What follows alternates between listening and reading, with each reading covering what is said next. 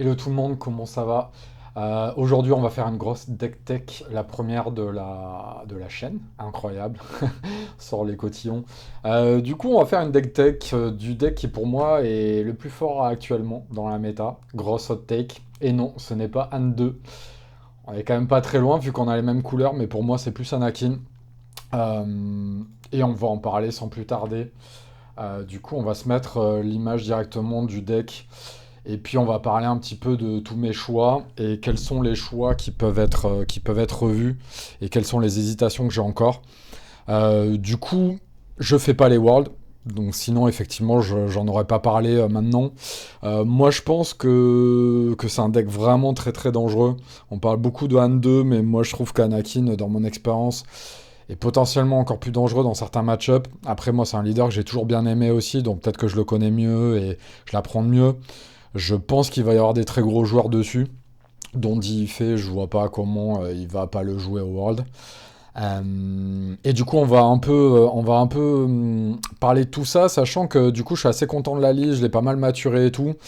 J'ai quand même une grosse question, une grosse interrogation qui est notamment liée au match-up Vador 4 et qui du coup va dépendre de si vous pensez rencontrer des Vador ou pas. Moi, j'ai l'impression que Vador, ça va être un problème. Beaucoup de gens me disent que jour 2 il y en aura beaucoup moins. Ils auront été éliminés jour 1, ou en tout cas bien épurés jour 1. C'est possible. C'est une take qui a du sens. Voilà, on va apprendre ça. Du coup, Anakin, pourquoi Anakin? Parce qu'il trade à plus 2. En fait, au-delà du leader, c'est vraiment le trade à plus 2 qui peut faire vraiment très mal. Surtout quand on a des 2-2 shieldés et des 2-4. Déjà, Anakin, là, au set d'avant, ça joue avec des 1-4. Parce que derrière, on pouvait faire plus 2 et taper à 3-4. Maintenant, on peut taper à 4-4. Donc c'est vraiment très fort dans la méta actuelle. Il n'y a que Gangi que ça tue pas, basiquement. Et les 2-2 shieldés. Tout le reste, ça les trade. Surtout si on a l'initiative. Et en vrai, une fois qu'on a le contrôle du ground avec Anakin, ça peut très vite snowballer et ne plus jamais le perdre. Et donc, du coup, rester devant toute la partie. Anakin, quand il est devant toute la partie, il ne peut pas perdre. Donc, parce qu'il a tellement de moyens de poser des unités qui remove, plus tous les moyens de pioche maintenant qu'on a. Donc, voilà. Du coup, bon, Force Row, on va pas en parler. Vous savez très bien, c'est la meilleure carte du jeu actuellement avec Overwhelming Barrage. Ça l'a toujours été, hein, donc rien n'a changé là-dessus. Le Force Lighting, on va y revenir plus tard. Je vais expliquer pourquoi. Et là, déjà, il y a un choix sur les drops 2. J'ai mis les 9 drops de force. Ça, vous les verrez partout. Rien d'original là-dedans. Par contre, moi, j'ai mis 3 drops 2 aériens. Pourquoi? À cause de Vador 4. Parce que c'est une faiblesse vraiment intrinsèque du deck. Anakin, il aime pas l'espace, il veut aller sur le grand et récupérer le contrôle du grand. En plus de ça, c'est un deck force, donc raison de plus pour activer le token force. Du coup, pourquoi je mets ça? Parce que contre Vador 4, après avoir pas mal tâté le match-up avec pas mal de decks, notamment avec Anakin, pour moi, la meilleure chance de gagner avec Anakin, c'est de faire drop T1 aérien, T2 aérien, et de complètement bloquer la boucle infernale de création de tokens de Vador. Donc j'en ai mis 3 en main. On peut perdre la première, du coup, évidemment, si on les chope pas. Sur la première game contre Vador 4, il faut hard mulligan pour choper ça absolument. Et vous remarquez qu'en side, j'en ai mis 5 autres. Donc en fait, j'ai 8 drop 2 aériens contre Vador pour augmenter les probas. Et vraiment, notamment le petit nouveau 1-4 Jedi Starfighter là. Je vous garantis que cette carte a fait le match-up à elle tout seul, hein. C'est donc tape à 3-4 avec Anakin et un faire un ping en plus. Donc tu pètes un token ou une 2-1 et tu tues une autre unité. Ça fait du 2 pour 1 contre Vador. Il peut pas se remettre de ça. C'est vraiment trop fort. Surtout si t'enchaînes sur un autre T2 aérien. D'où la présence de Red 5 aussi. Et du coup, comme je voulais quand même quelque chose qui peut avoir un impact sur le ground, j'ai mis Red 5 qui peut taper des unités blessées. On va pas se le cacher, ça fait partie de mes interrogations. C'est clairement moins fort qu'avec Queenland parce que ça peut pas ping. Du coup, ce qui me fait peur, c'est que si t'as que Red 5 en drop 3, tu peux vraiment te retrouver dans une situation où il sert jamais parce que t'as pas de truc blessé en face. Après, normalement, t'es censé pouvoir blesser, tu vois, typiquement contre un Gangi, ça peut être pas mal parce que tu fais ta 2-4, tu rentres dedans, elle meurt pas, et derrière tu l'as fini avec Red 5. Sauf que lui, en général, il va trader en retour. Enfin, c'est pas spécialement évident comme cas de figure. En fait, vraiment, Red 5, c'est une carte sur laquelle je me pose des questions. C'est vraiment mon drop 3 le moins fort, mais je la mets parce que je veux augmenter ma proba d'avoir T1 aérien, T2 aérien contre Vador. Sachant que ça sert contre les autres decks aériens aussi, évidemment, mais Vador, c'est vraiment la menace principale. Voilà. Là, il y a une vraie interrogation, Vador, pas Vador. Si pas Vador, je vous dirai un peu par quoi j'aimerais bien le remplacer. Bah, notamment une troisième Mérine, un troisième Cassian, mais on va y revenir. Bah, justement, autant en parler. Les drops 3, c'est super important. Maintenant, on a beaucoup de 3-5. On a beaucoup de 5 HP en fait. Pourquoi tous ces 5 HP? Parce que contre Queenland, Cat Bane, c'est vraiment très important les 5 HP. Même contre Talzin Rouge, qui est un match-up pas évident. Ces 3 match-ups sont des match-ups pas évidents pour le deck. Du coup, les 5 HP font vraiment la diff. Cassian, toujours aussi fort, il sort du smuggle. Du coup, si j'enlevais les deux Red 5 là, je rajoutais un troisième Cassian, une troisième Mérine. Ezra, ça fait la force 3-5, très fort. Mérine, ça fait la force 2-5. Et ça a un autre intérêt. Déjà, ça tape à 4. Donc, ça enlève la faiblesse naturelle qui est de taper qu'à 2 de base. Donc, dans d'autres decks, c'est quand même vraiment moins fort. Et ça a un mini effet à la peau où tu peux discard et faire 2 de dégâts. Du coup, ça peut servir contre un deck aérien. Pourquoi pas, de manière marginale. Mais ça peut taper à 6 aussi, du coup ça peut vraiment servir, genre une raie qui sort ou tout ça, ça peut vraiment bloquer une sortie de leader ou même aller trader dans un pot et tout, contre des decks aggro, c'est intéressant, sachant que le card advantage est quand même moins important, donc Mérine a vraiment son intérêt là-dedans aussi. Mais elle a une autre raison principale qui est Force Lighting, qui est de défausser Force Lighting. On va y revenir. C'est lié à une autre carte que vous connaissez sûrement, mais on va y revenir. Du coup, ça a cet autre intérêt aussi qu'il faut garder en tête. Yoda, j'arrive pas à m'en passer. Je sais que c'est beaucoup moins fort. 2-4 comme stat, c'est assez faible dans cette méta. Ça tape quand même à 4 quand tu peux taper en premier. Mais ça restaure à 2 et ça fait piocher dans les match-ups miroirs et dans tout un tas d'autres match-ups. Je trouve ça vraiment fort. Contre Villeni, c'est vraiment pas bien parce que tu te le fais no glory et c'est lui qui pioche. Donc sortez-les du side clairement quand vous tombez contre Villeni et mettez des pillages à la place par exemple. Enfin même pas par exemple, mettez des pillages à la place tout simplement. Mais c'est vrai que quand tout le reste, moi je trouve ça toujours bien, j'arrive pas à m'en séparer, donc c'est plus du x3, c'est du x2. Mais vraiment, pour moi, le plus faible drop 3, ça serait plus Red 5. Vraiment, en fait, même sur des moitiés de game, des fins de game et tout, ça va être gratter de la value Yoda, ça force en plus. Donc, ça permet de lancer ton force row, ça permet d'aller chercher la force quand t'en as besoin et tout.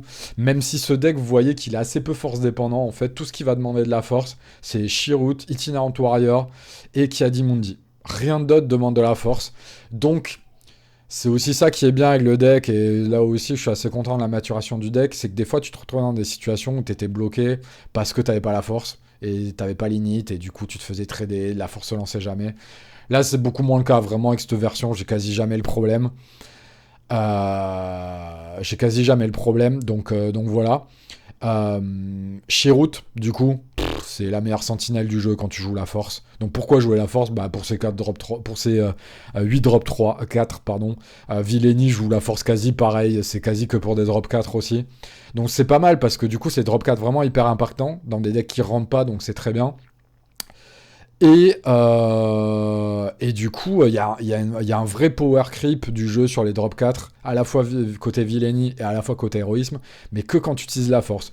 Donc pour moi, ça vaut bien les 2 HP, notamment parce que bah, t'as la meilleure sentinelle du jeu, du coup, une 3-5 qui a besoin d'être trade à 7.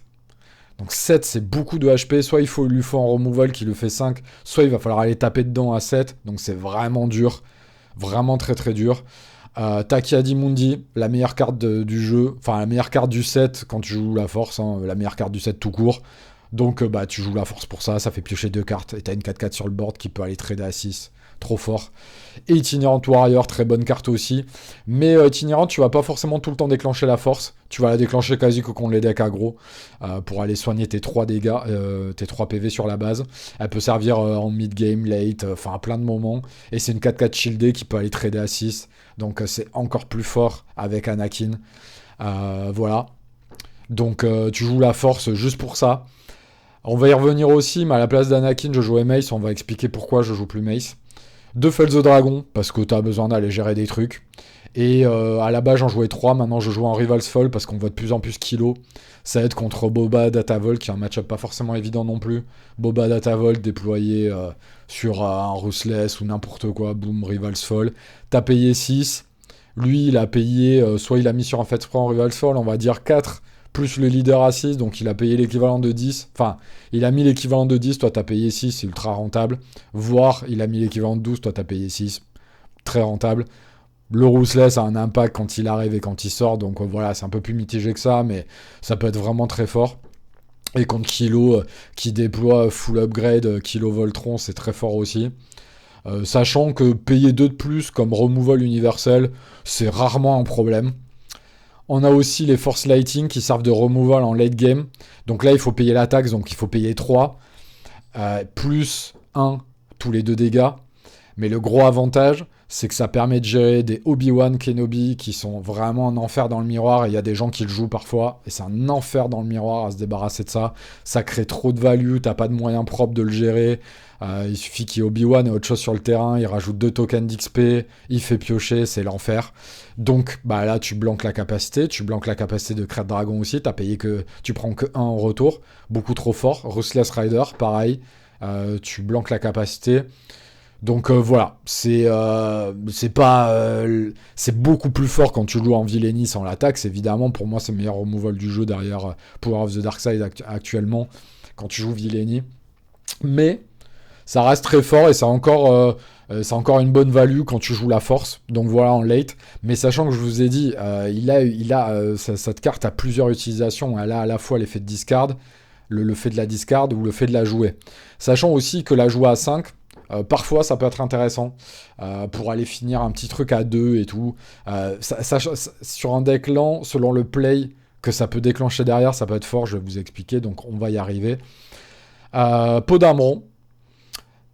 J'avoue, je suis pas sûr à 200% à l'heure actuelle dans la méta, mais le truc c'est que ça reste toujours une 6-6 pour 5 qui a cette multi-box, ce multi-tool là dans le miroir, c'est fort parce que s'il a pas fait le The Dragon pour la gérer ou un truc en face pour la gérer ou que toi t'as géré le board et qu'on est even, tu poses ton pot, il a pas fait le The Dragon, bah il peut plus sortir sur Anakin.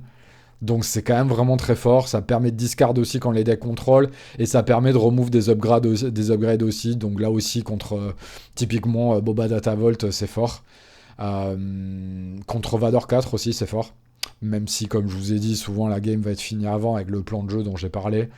Mais du coup c'est vrai que elle est discutable ça là.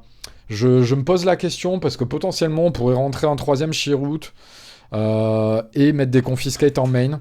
Ça pourrait être intéressant. Donc voilà. À voir Podamron, c'est une hésitation aussi.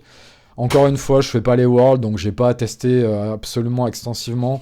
Mais c'est possible que Podamron, ça saute à terme. C'est pas... c'est moins fort qu'au set d'avant, parce que le truc, c'est que maintenant, à 4 et à 6, t'as des plays tellement forts que Podamron au milieu, pas forcément. Sachant que tu peux jouer du 3-2, du 4 avec un force row. Ça pourrait être du 4 avec du confiscate en main aussi, parce que ça c'est une question que je me pose, j'aimerais bien avoir les confiscate en main. Donc ça pourrait permettre de virer 2 pots, de rajouter un confiscate, un Chirrut, et puis de trouver une autre place pour le confiscate. Donc voilà, ça peut vraiment se discuter, le pot d'Armon. Je pense que c'est une des modifs qu'il faudrait que je teste en priorité. Anakin Skywalker. Et là, on arrive vraiment à la carte là et regardez sur Card Market, la carte n'arrête pas de monter et après les Worlds, elle va exploser. Moi, je pense que ça va être une carte absolument clé des Worlds. Dans mes tests initiaux, je la trouvais forte parce que très versatile. Mais maintenant qu'on commence vraiment à builder autour et tout, ça devient vraiment encore plus fort. Donc à la base, bah, c'est très fort avec tous les decks qui peuvent jouer les deux. Donc le nouveau leader Anakin, le chancellor Palpatine, ça, c'était un peu les deux évidences. Maintenant, c'est absolument clé avec Kilo ICL, parce que tu vas discarder des upgrades héroïsme, et du coup tu vas piocher, donc tu perds pas de la carte value en fait. C'est pas une carte morte, tu la discardes, point barre, et ça va t'upgrader ton Anakin derrière, donc c'est extrêmement fort. Et nous, on joue Force Lighting, et comme je vous disais, on peut discard avec Merrin et Po. D'ailleurs, voilà un autre intérêt de Po aussi. Et pourquoi Force Lighting aussi ? Déjà, comme je vous ai dit, c'est un bon removal en late. Et donc, ça permet d'avoir un removal en plus des fails et du revol. Et dans le miroir, contre Crate, c'est très fort. Et contre Boba DV, on y revient, parce que c'est un match-up que j'aime pas trop. C'est très fort aussi.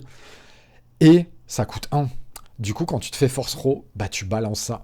Donc, non seulement le Force Row adverse, tu prends qu'un dégât, Et en plus de ça, dans ta discard, tu as une petite carte Villainy qui va faire que l'adversaire va se prendre -6/-6, enfin 2 -3 -3 sur l'Anakin, c'est encore plus fort que -6/-6, parce que tu peux le faire sur 2 unités différentes, et tu peux faire du 3 pour 1 avec, dans ce cas-là, figure, c'est aussi fort qu'un Vador ICL, sauf que t'as pas besoin d'utiliser ICL, donc c'est vraiment totalement insane.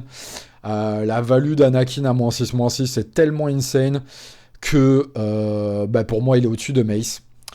Mace Windu qui est 6/6, tu utilises le token force et tu mets 4 dégâts, donc l'équivalent d'un open fire. Il est aussi dans mes préférences pour une autre raison. Il a 7 HP, donc du coup, il counter Luke, le Luke adverse. Donc ça, vraiment très fort. Vraiment très très fort. Principalement, d'ailleurs, ouais, je l'ai mis principalement pour counter le Luke adverse. Ah si, il counter le Han adverse aussi, donc dans le match-up Queenland très très fort, parce que son Han il coûte 7, du coup il peut pas pinguer s'il n'y a plus le leader. En général, il n'y a plus le leader à ce moment-là. Donc il peut pas faire le pouvoir de Queenland et mettre 7 comme d'habitude, il peut mettre que 6. Donc c'est vraiment pas très bien pour lui du coup. Il meurt pas en retour, mais il lui reste qu'un HP, donc autant dire qu'il va pas stick sur le board, il aura payé tout son tour et c'est son meilleur late à Queenland, donc du coup il a pas très envie de faire ça. Par contre, en contrepartie, c'est moins bon contre Maul, mais comme le danger vient plus des decks héroïsme à l'heure actuelle que des decks Villainy, c'est une concession qu'on est largement prêt à faire, sachant qu'encore une fois, le -6/-6 est tellement fort que quand tu l'actives, au final, c'est plus fort que Mace Windu. Le truc de -3/-3 aussi, c'est bien parce que tous les tailles fantômes, tous les trucs shieldés. En fait, l'avantage, c'est que c'est inconditionnel, ça te permet d'aller faire des meilleurs trades aussi. Mace, c'est mieux pour la raison que les 4 dégâts peuvent stick. Donc voilà, les deux ont leur avantage inconvénient, mais vraiment dans le cas, dans la méta actuelle, je trouve qu'Anakin est bien plus fort en fait. À cause des 7 HP et à cause du fait de faire 2 fois -3/-3, ça a vraiment plus de value. Et en plus de ça, l'autre avantage, c'est que tu dépenses pas la force aussi. Des fois, avec Mace Windu, tu te retrouves, ça arrive de genre 20% des situations, ce qui est trop en compétitif en fait, c'est pas majoritaire, mais ça peut arriver. T'as absolument besoin de jouer ton Mace Windu et t'as pas encore la force, donc du coup il faut que tu fasses une action pour faire la force, ou tu sors ton leader, ou alors même il y a carrément pas de bon timing pour faire la force, et du coup t'as ton Mace Windu qui attend dans la main, tu peux rien faire, et tu perds un tempo qui peut te faire perdre la game, et pour moi en compétitif tu peux pas te le permettre en fait. Donc voilà un peu toutes les raisons. On n'y n'envisage pas, tiens, il y a mon chat qui vient, on n'y n'envisage pas que ça puisse changer à un moment, mais pour l'instant, Anakin est vraiment très au-dessus. Je vous conseille de les prendre dès maintenant. Clairement. Donc voilà, ça va être. Vous allez voir, cette carte, on va beaucoup la voir. Ensuite, Luke. Rien besoin d'expliquer. Mais alors par contre, ouais, ce qui est fou, c'est qu'aujourd'hui, Anakin peut être plus fort que Luke, parce que le fait que ça sorte à 6, voilà. Mais bon, Luke, le stabilisateur ultime, -3/-3, -6/-6, vous connaissez. L'avantage là aussi du Anakin, c'est que quand t'as les deux cartes dans la défausse, c'est immédiatement au -6/-6. T'as pas besoin de trader dans un truc ou d'attendre une unité meurt et tout, c'est immédiat. Donc tu peux vraiment sauvegarder plein de dégâts contre ça, donc contre aggro, ça peut être vraiment clé. Non, mais quand je vous dis Anakin, non seulement c'est trop fort maintenant, mais ça va être staple pour tous les sets à venir avant la rotation, donc vraiment Anakin trop fort quoi. Crête Dragon. Pourquoi Crête Dragon ? Parce que finisher, mais d'habitude avec Anakin, moi je le joue pas, j'en ai pas besoin, mais Force Throw Crête Dragon, ça met 9, ça permet de virer des leaders. Avant, j'aimais pas faire ça. Maintenant que t'as qui a dit qui pioche 2, ça peut le faire. Il n'empêche que dans mes games, ça n'arrive quasi jamais. Donc moi, j'entends beaucoup parler du Force Throw Crête Dragon qui retourne des games. Moi, ça m'arrive jamais. J'ai jamais les deux en même temps. Même quand je pioche qui a dit, que j'en ai un des deux dans la main, je pioche jamais l'autre. Donc voilà, je sais pas quelle est la proba d'avoir les deux en main, moi je pense qu'elle est pas si élevée que ça. Donc est-ce que ça mérite vraiment de jouer Crête Dragon en main ? Là aussi, ça se discute. Ça se discute clairement. Parce que, comme vous voyez dans mon sideboard, là j'ai 12 cartes à l'heure actuelle, il faut que j'en vire 2. Et moi, vraiment, j'aimerais bien mettre de Confiscate ou de Confiscate en Chirrut en main en plus. Ou au moins de Confiscate. Parce que vraiment... le deck peut avoir la faiblesse des fois sur des decks qui sont plus très méta, mais typiquement un envers, même un Gar Saxon qui va déployer un pilote, un Chewbacca, ce genre de truc. Tu peux vite ou un General Blade d'ailleurs, même si c'est moins un problème, c'est plus vraiment les pilotes type méta 7-4, qui pour moi est pas une méta qui existe plus, donc si vous voulez prendre moins de risques, vraiment Confiscate ça peut être plus intéressant à mettre en main, à voir du coup la méta galactique aussi, pareil là, moi je pense que si j'allais au galactique, je trouverais une solution pour en mettre deux en main. Clairement, notamment autour de ce débat du Red 3, des pots et des crates, voilà. Pour moi, tout est fixe, sauf un ici, éventuellement, en force lighting. Peut-être que 3, c'est un peu trop. 2 crates à discuter, 2 pots à discuter, 2 Red 5 à discuter. Yoda éventuellement, mais moi, dans mon goût personnel, beaucoup moins. Mais voilà, pour moi, l'axe, il est vraiment ici et potentiellement un ici. Le truc, c'est que si j'enlève les crates, de toute façon, ils vont en side. Donc, dans tous les cas, ça, c'est sûr, ils sont dans le deck. Les Red 5, non, ils disparaîtraient, et les pots, ils disparaîtraient aussi. Donc peut-être plus par là, et le Force Lighting aussi. Donc Confiscate, voilà, indispensable. Est-ce que x2, x3, parce que là aussi, le truc c'est que c'est moins méta aussi, donc x3, c'est probablement pas nécessaire, mais après, si t'en mets deux en main, potentiellement, tu peux avoir une troisième place en side en plus. Voilà. Moi, je préfère Confiscate par rapport à Fang, parce que tu peux Confiscate et autre chose, notamment typiquement à 5. Hein, tu fais un drop 4 et Confiscate, c'est archi fort. Alors qu'un Fighter à 3 et mettre un truc à 2, c'est vraiment nul. Avec Anakin, t'as pas du tout envie de faire ça. 4 et 1, c'est vraiment fort. Voilà. Donc Confiscate, vraiment la préférence par rapport à Fang Fighter. Le seul avantage de Fang Fighter, c'est que contre contrôle, c'est une unité sur le board, donc c'est bien contre Power of the Dark Side. Et contre Vador, c'est un drop aérien, même s'il a que 3 de vie, voilà, c'est pas mal. Les 5, là, je vous les ai expliqués. Moi, ça, si j'allais au tournoi, honnêtement, je les jouerais parce que j'ai pas envie de perdre contre Vador, ça me saoule. Je suis sûr qu'il va en avoir plein. Probablement plus jour 1 que jour 2. Donc là aussi, à voir en fonction de quel jour vous y allez. Si vous êtes déjà qualifié jour 2.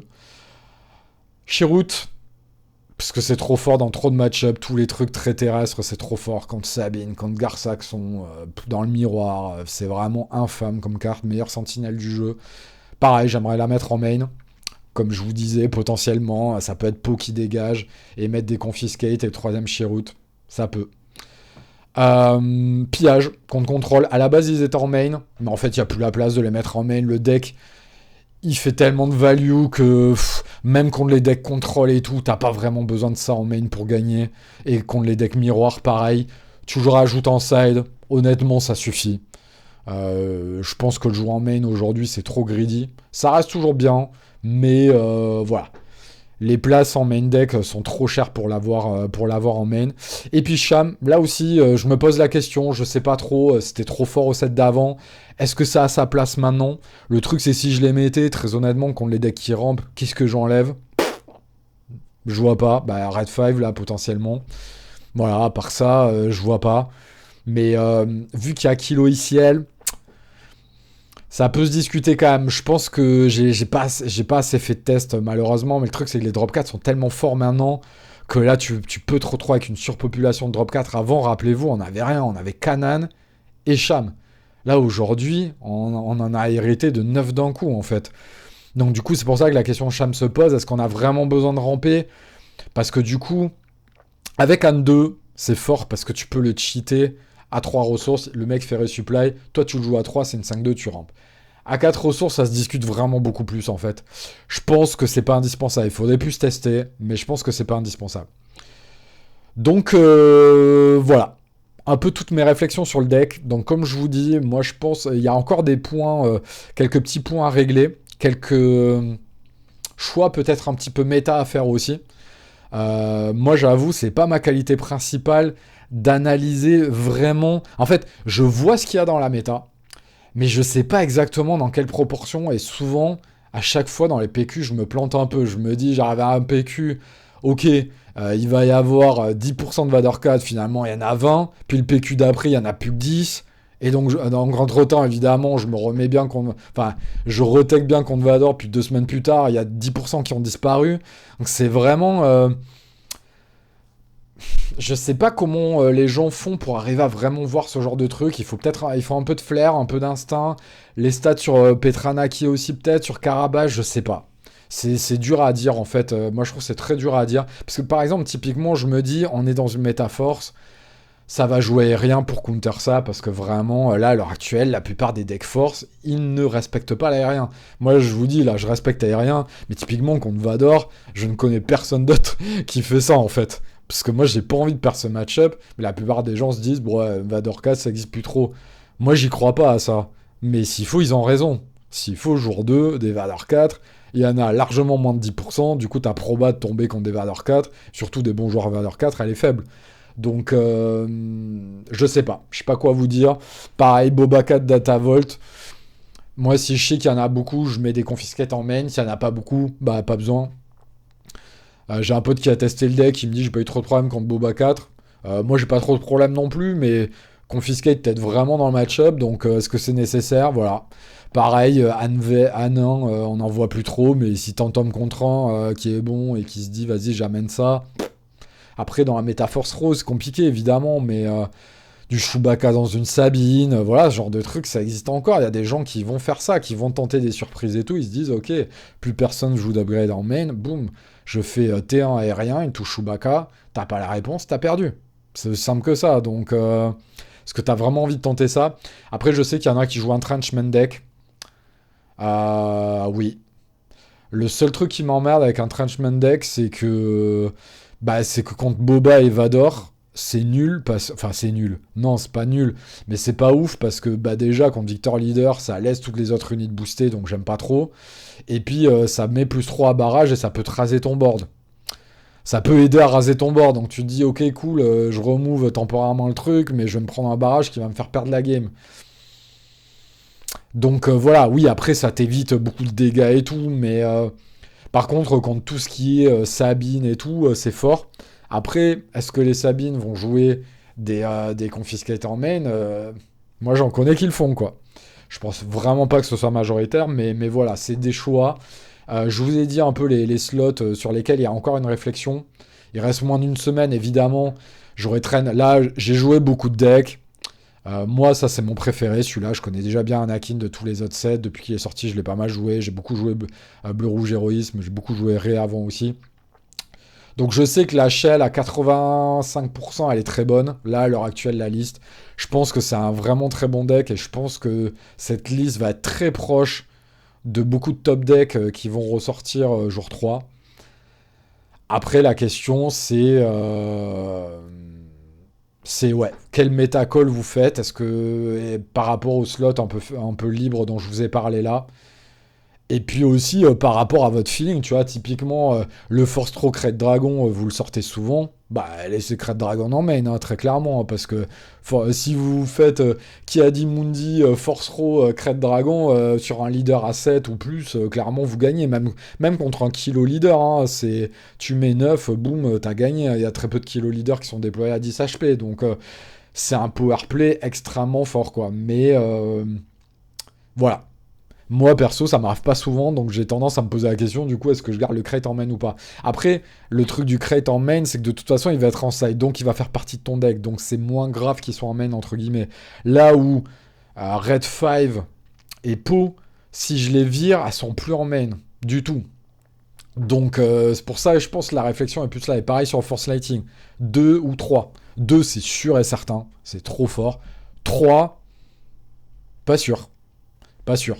Mais 3, moi, je trouve ça quand même bien dans la méta actuelle parce que t'as plus de proba de l'avoir sur une discard d'un Force Row. Et tu vas plus souvent le discard avec Meryn ou avec Po. Donc voilà. Sachant que, évidemment, si on enlève les Po, on enlève les Red 5, du coup, on rajoute du drop 3, potentiellement une Meryn là, peut-être un Cassian ou juste une Meryn. On enlève les 2 pots, on ajoute un Chirrut, boum, on a 2 places pour confiscate, tu vois, par exemple.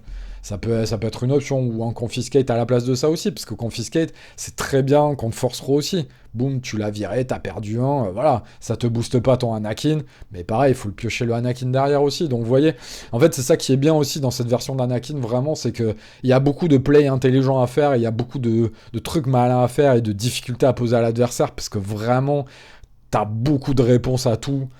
Et c'est pour ça que je trouve que c'est vraiment le deck le plus fort. Moi, j'ai rarement vu un deck qui avait autant... Alors, pas proactif, parce que souvent, les decks les plus forts, ça a été des decks proactifs, sauf Anjon, qui avait vraiment absolument réponse à tout, c'était ridicule. Mais là, on a quand même on a réponse à beaucoup, beaucoup de choses, quoi. Donc voilà. Dites-moi ce que vous avez pensé de la petite deck tech. Merci de m'avoir suivi. Abonnez-vous évidemment, parlez-en autour de vous.